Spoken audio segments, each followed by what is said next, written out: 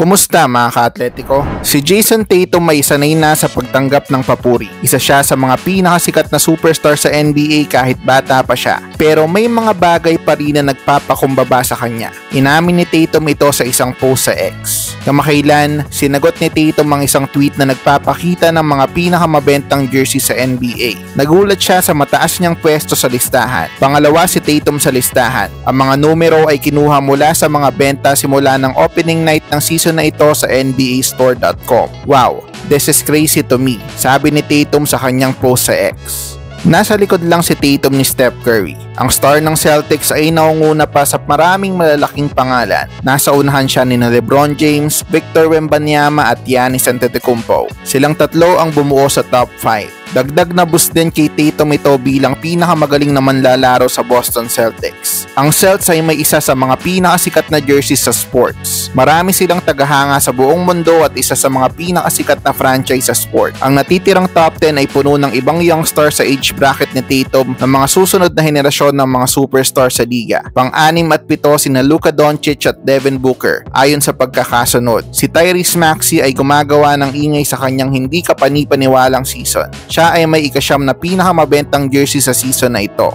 Kasama rin sa top 15 ng iba pang umuusbong na NBA young stars. Si Ja Morant ay pang-11 kahit na may kontrobersya siya at halos hindi naglaro ngayong season. Sobrang sikat si LaMelo Ball na may pang-13 pinakamabentang jersey.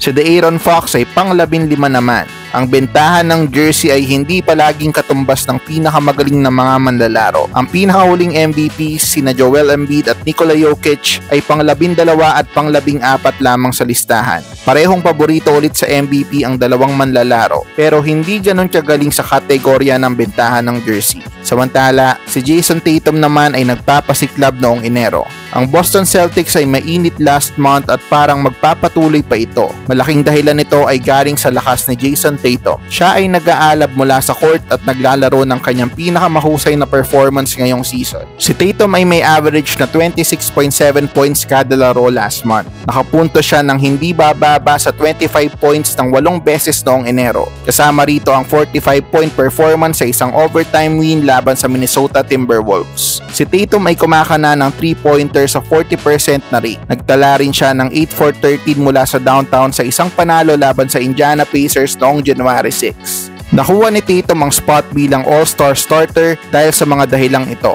Mukhang isa sa mga pinakamagaling na team sa liga ang Celtics ngayon. Salamat sa kamakailang produksyon ni Tatum. Ang pag-asa sa titulo ng Celtics ay nagsisimula kay Jayson Tatum. Kung mananatili siyang walang injury at patuloy na tumitira ng ganitong rate, mananatili ang Boston bilang isa sa mga paborito sa East. Kaya bang mag-MVP ngayong season na Tatum mga ka-Atletico? Mag-champion din kaya sila? I-comment mo na ang iyong reaksyon.